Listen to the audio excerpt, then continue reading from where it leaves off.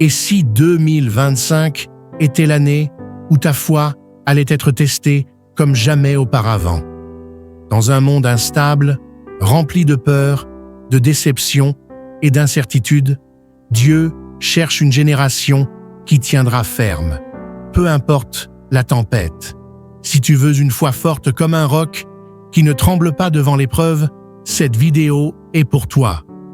Bienvenue sur Laïc 3.0, la foi qui grandit. Aujourd'hui, tu vas découvrir les 7 clés bibliques pour construire une foi inébranlable en 2025.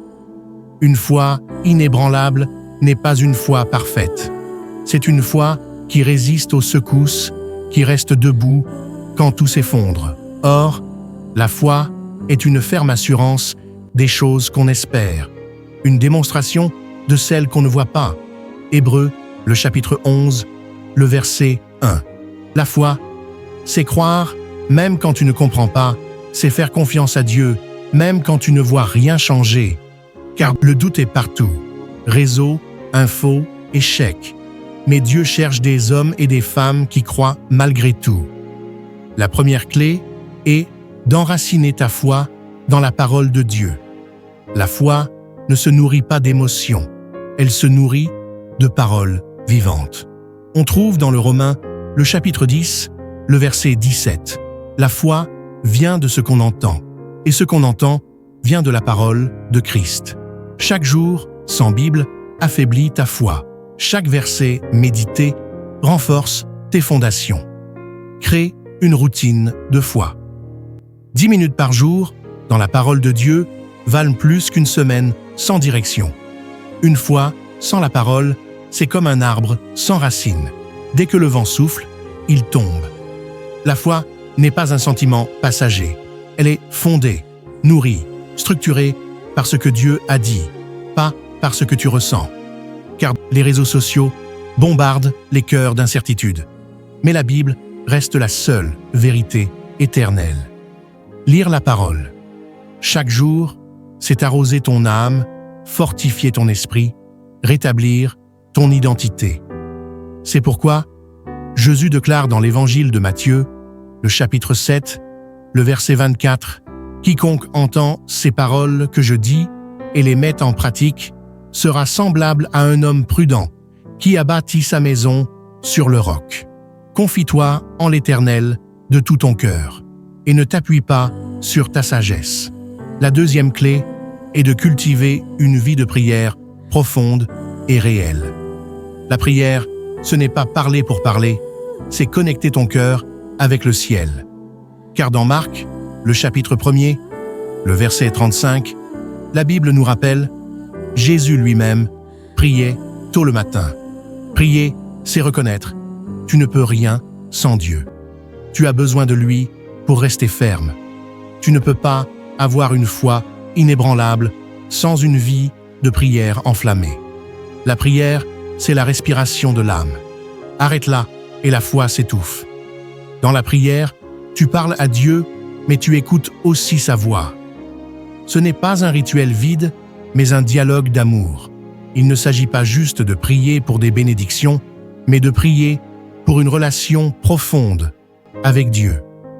L'Éternel est près de ceux qui ont le cœur brisé, et il sauve ceux qui ont l'esprit abattu. La troisième clé est d'accepter les épreuves comme un entraînement spirituel. Dieu ne nous donne pas une foi solide en évitant les tempêtes, mais en nous fortifiant à travers elles. L'épreuve de votre foi produit la patience. Jacques, le 1er chapitre, le verset 3. Ce que tu vis aujourd'hui n'est pas une punition, mais une préparation. La trahison t'enseigne à faire confiance à Dieu. L'attente t'enseigne la patience. La solitude te rapproche de sa présence. Et si ta douleur actuelle était la forge où Dieu fabrique ta foi d'acier? Dieu n'enlève pas toujours la tempête, mais il t'apprend à marcher au-dessus des vagues. Une foi qui n'est jamais testée n'est jamais vraie. Car les grandes histoires bibliques, Joseph, Job, Paul, sont des récits de foi dans l'épreuve, pas de confort permanent. chaque larme, chaque silence, chaque attente sans réponse est un entraînement pour devenir un soldat du royaume. Dans 1 Pierre, le 1er chapitre, les versets 6 à 7, vous êtes attristés pour un peu de temps, afin que l'épreuve de votre foi, plus précieuse que l'or périssable, ait pour résultat la louange, la gloire et l'honneur. Ceux qui tiennent seront ceux qui comprennent que l'épreuve est un outil, pas une malédiction. La 4e clé est « Entoure-toi de personnes qui nourrissent ta foi ». Ta foi peut s'effondrer si tu t'entoures de doutes, mais elle peut s'enflammer si tu t'entoures de croyants en feu. Le fer aiguise le fer. Proverbe, le chapitre 27, le verset 17. Cherche une communauté, un groupe, une église, même en ligne. Ne combats pas seul. La foi est personnelle, mais elle n'est pas faite pour être solitaire.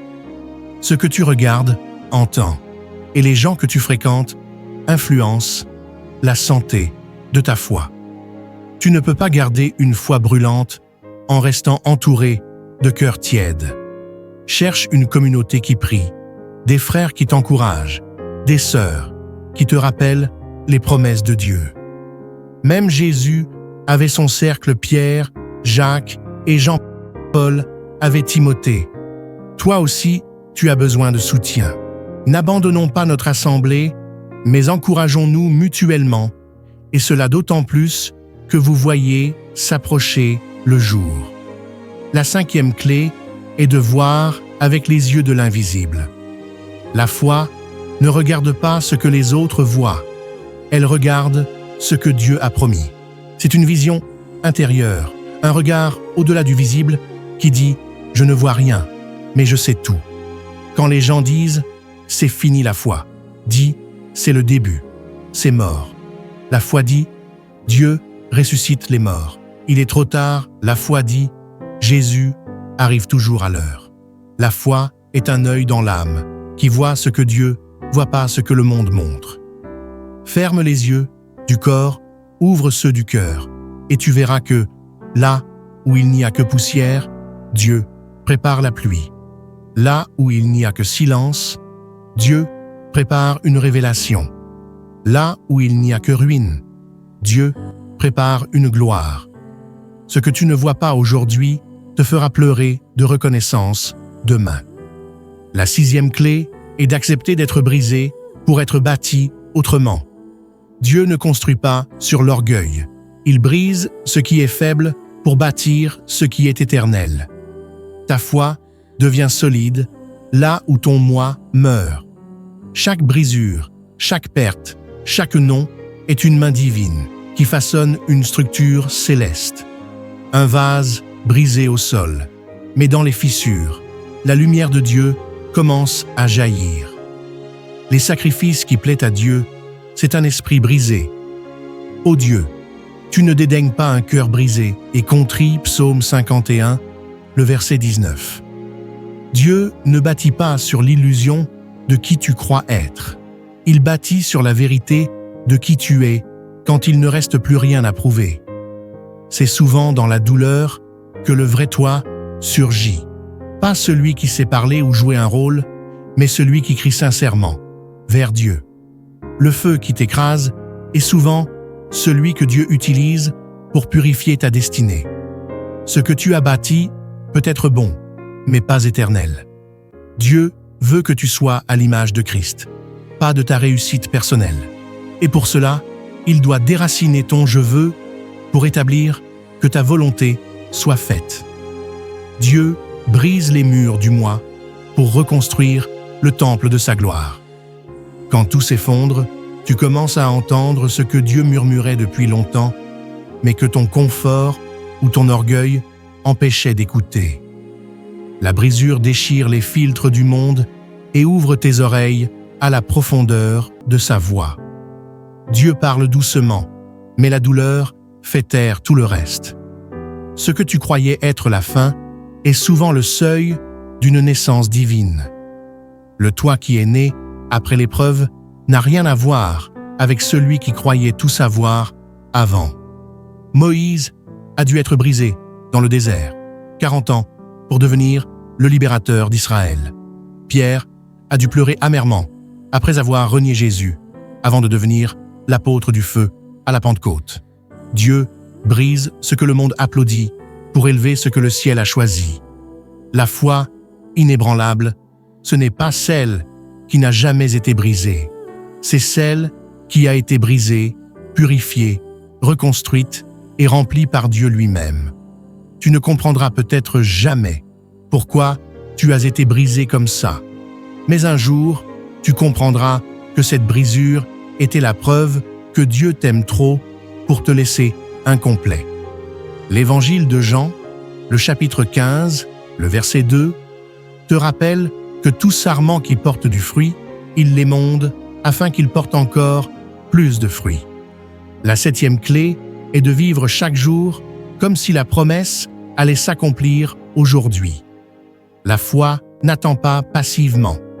Elle se prépare activement à ce que Dieu va faire. Tu veux voir la promesse?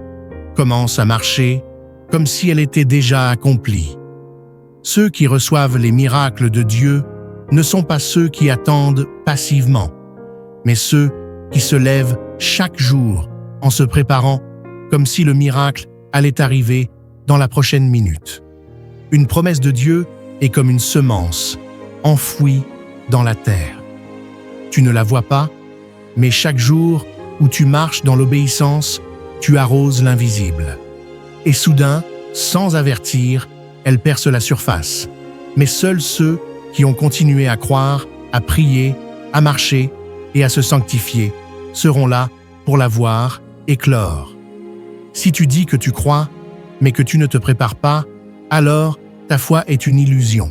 Mais si tu te lèves chaque matin, comme si Dieu allait t'exaucer aujourd'hui, alors tu prophétises par ton comportement que le ciel est prêt à bouger. Tu veux que Dieu t'envoie un mari? Tu veux que Dieu t'envoie une femme pieuse? Prépare ton cœur dès aujourd'hui. Tu veux un ministère? Sois fidèle dans les petites choses dès ce matin. Tu attends un miracle? Remercie Dieu comme s'il était déjà accompli. La foi prophétise dans l'attitude avant d'être visible dans la réalité. L'ennemi observe. Va-t-il abandonner? Va-t-elle douter?